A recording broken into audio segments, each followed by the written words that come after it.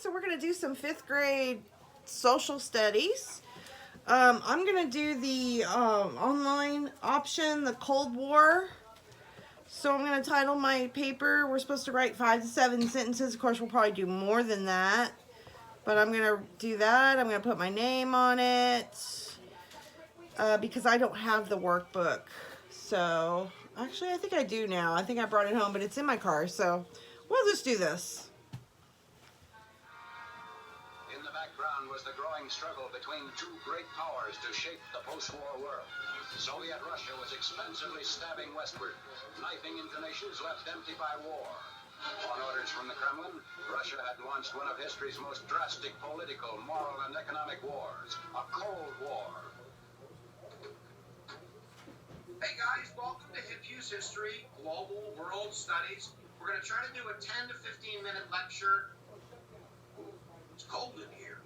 That's because we're going to do the Cold War. We're going to just take a look at the major themes of the Cold War, including economic ideology, how it developed, who was involved, a couple of events, and its conclusion. Just so we can get you some basic information.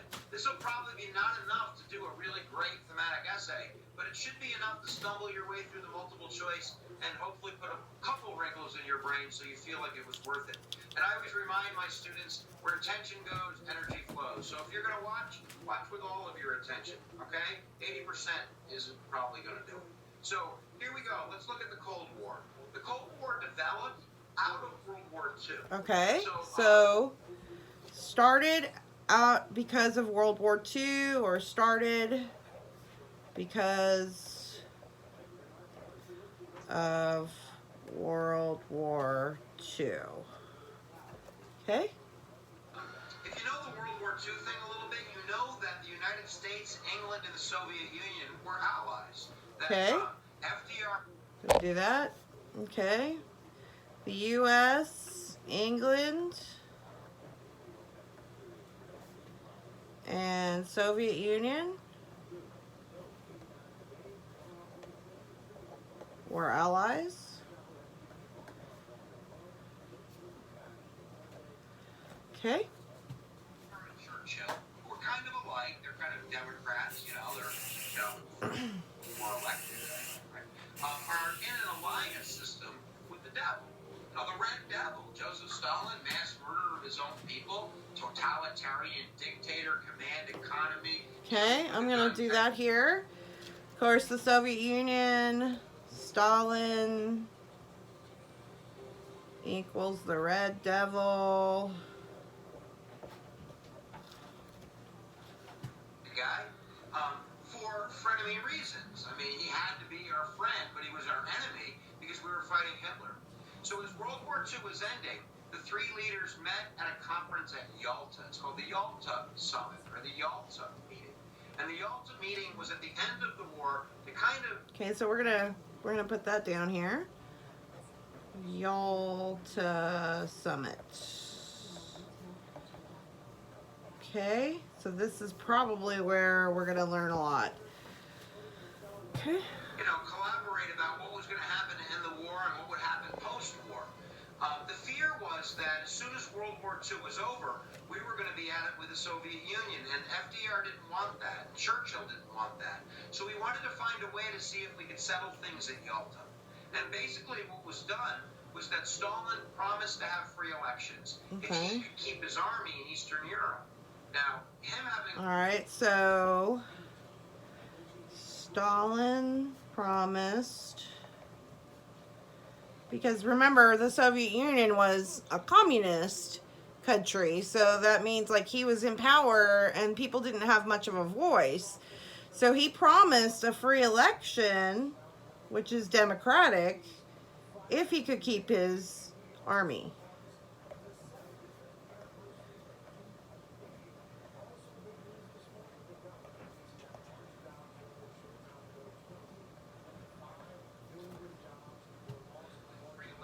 It's like a goat, you know, singing, Rockabye Baby. It ain't gonna happen.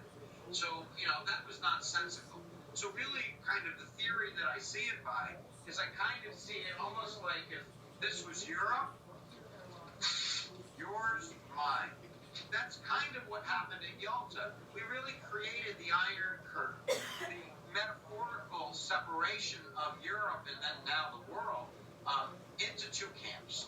And the camps that are going to be controlled by the communists and camps that are going to be more controlled by the United States and England. And that is the Cold War. Never in the Cold War does the United States attack the Soviet Union. It's always through these kind of other events. So ideological reasons. The United States and England are democracies. We elect leaders and we have capitalism as the root of our economic system. Okay. Why? The U.S. and England, democracies. And you've learned quite a bit about democracies already, so you know that, you know, we elect people to represent us. We have a voice in the government. You know, we have free trade, things like that. So we're going to hear a little bit about what the communism is here in a second. Meaning that freedom is the most important concept in our ideology. Freedom before taxes, freedom before Just gonna add the freedom arrest, here. You know, before speech before law. I mean, what's more important? That you have freedom of speech or that we don't hurt the president's feelings? It's freedom of speech. Whereas in the Soviet Union, it's going to be order before freedom. It's more important to be safe, secure, and Okay, so we're gonna do USSR here for abbreviation. Order before freedom. So in a perfect world, the communist is there to protect the people, to keep them safe, to make sure everything is fair. But from our knowledge of history, we know that that is not the case. If we had a perfect society, then that would be, you know, a good thing, but it wasn't. So freedom of speech out the window, freedom of press out the window, and all that good stuff. China also communist by the 1950s. So a couple of Cold War events. There's more than a few. Right after the Cold War occurred, when it started, Germany was split at Yalta. So you had the situation of Stalin controlling East Germany and West Germany being controlled by more of the Allied powers. All right. England and the United States. So we're going to do also East Germany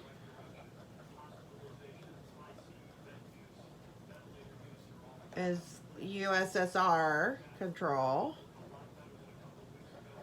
West Germany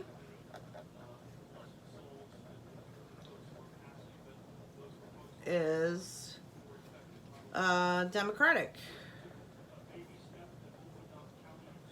It's kind of like if you look at it in our world today, we have North Korea, which is very communist, it's a dictator, and we have South Korea, which is free. So if you aren't sure of how it relates to us today, we do still have this type of thing going on. United States. The problem was that they also split Berlin. And if you look at the map right here, you can see where Berlin is. Berlin's on the other side. So this would be like if these were gangs, and let's just say for argument's sake that if this was the Bloods and the Crips, you know who the Bloods are? The commies, because they're red. And if we were the Crips, the Blue Boys, right? Where is half of our main clubhouse? In the Sea of Red. So one of the Cold War events is called the Berlin Blockade.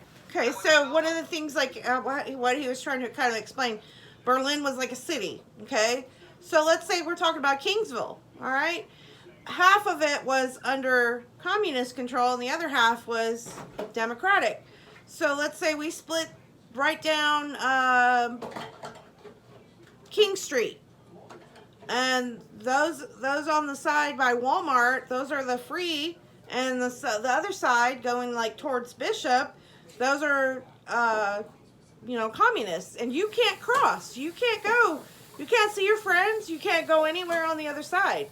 So if you live on one side, you're over there, which is great if you're living on the Democratic side because you got, you know, Walmart and all the restaurants and you're good to go. But on the other side, you might be stuck with not much to do and not much, maybe your whole family lives on the other side. So that's kind of what they were dealing with.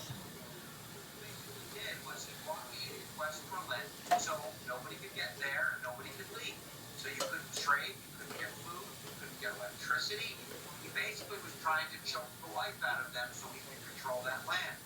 Now, the United States and England basically adopted a policy called containment, where we weren't going to fight World War III, but hell if we were going to let the Red expand into our area. So Truman, who was the president of the United States, instituted the Berlin Airlift. And basically what he did... All right, so we're going to kind of write all this down here. We're going to do the Berlin Airlift. We're going to just write out to the side here, I'm going to put President Truman. Okay. And then we'll talk about what they did for the Berlin Airlift. But if I was a starving Berliner, all I had to do was look every day and chips, apples, electricity. They dropped tons of food and supplies in order to kind of challenge the Soviets. What are you going to do now? And eventually, what they had to do was build the Berlin Wall, which separated West Berlin from East Berlin, and really becomes symbolic of what the Cold War is all about. Other events, I mean, we have the Korean War. A lot of this is the United States, so I want to be light on it because this is a world history course. But the Soviet Union invaded Czechoslovakia to keep it in its camp. They formed a gang. Their bloods became the Warsaw Pact, and the United States and England joined NATO, the North Atlantic Treaty Organization. And basically, some of the concepts would be collective security. Okay, so we had the Warsaw Pact versus NATO, basically. So that's when these came into, they started. And we still have NATO today. Why weren't there really big wars? Because everybody was in a gang. You also have the concept of mutual assured destruction or brinksmanship. Why wasn't there a war? Because everybody was packed. Everybody had nuclear weapons. Nobody wanted to use them. Okay, so that's a really good point. Why didn't we go to war? So I'm going to put Cold War Part 2. Obviously, we were writing way more than the 5 to 7 sentences, but your teacher will be very happy if you're doing all this. So why didn't we go to war? Why didn't we actually go to war?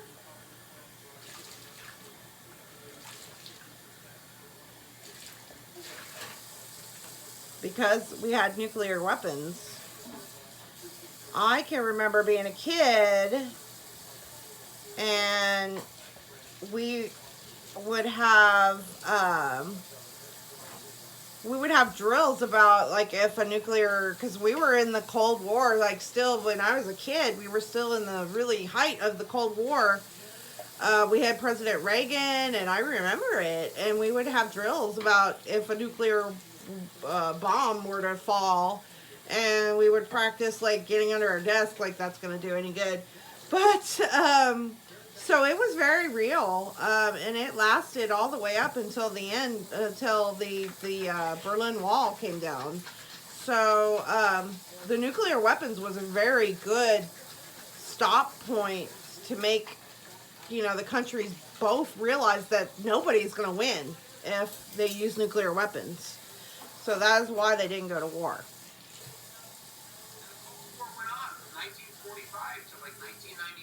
All right, I'm going to put that at the top of my paper, 1945 to 1991, because that's a long time.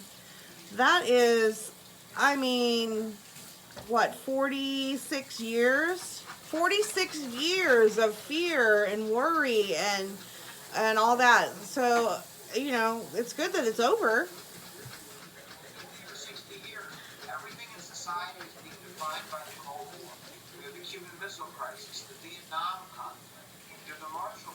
Okay, so those were pretty big. I don't think we're going to get into it, but I'm just going to write it down. We had the Cuban Missile Crisis. That was a huge thing, and I didn't realize how big it was until I saw a movie about it, and then I researched it. I was like, whoa, we almost went into World War III right there. And then we had Vietnam, and we had Korea. So all of this was going on. These were actual, like, Well, Vietnam and Korea were actual wars that were going on in the middle of this Cold War. Going to Western Europe to rebuild their economies to stop the spread of communism. And basically, that's the Cold War in a nutshell. The end of the Cold War is going to occur under the last leader of the Soviet Union, Mikhail Gorbachev. So in the late 80s, Ronald Reagan was president. All right, so we're going to do late 80s, Gorbachev, end of Cold War.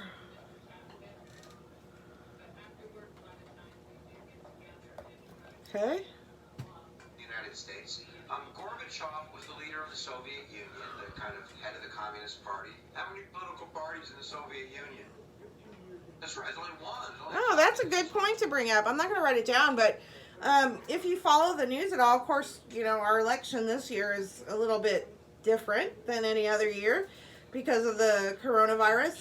But we have at least 3 distinct political parties. We have Republican, Democrat, and we have the Independent, or we also have the Democratic Socialist, which is like Bernie Sanders.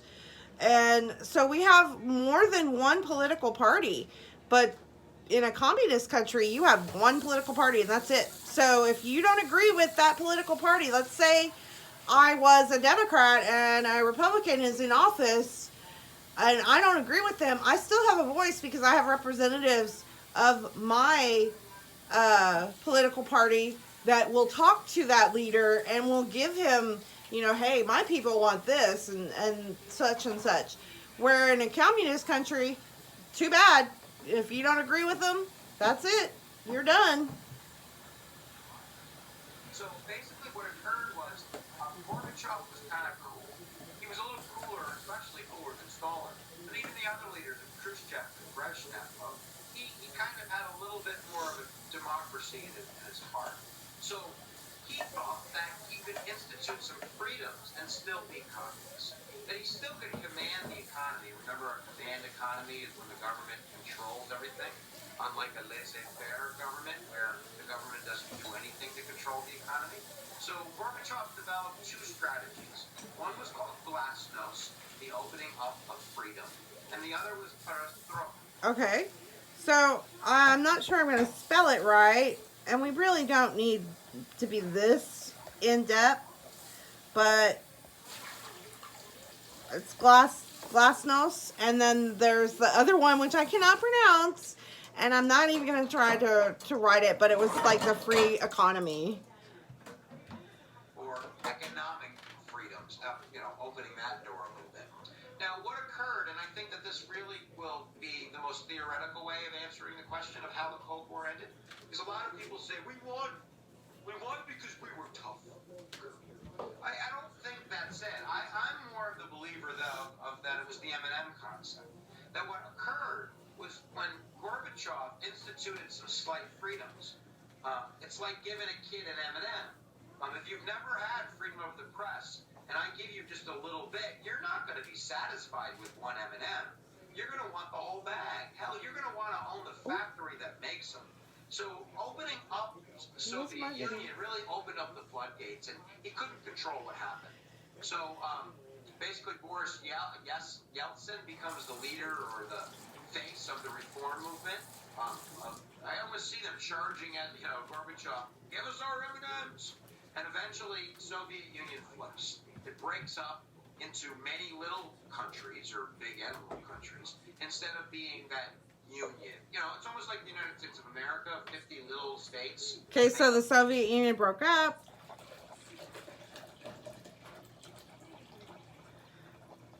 It didn't really break up. It broke into countries.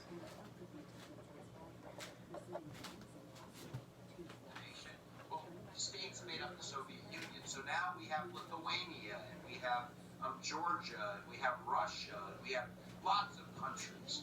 So to break up the Soviet Union is definitely the way to see that the Cold War is over.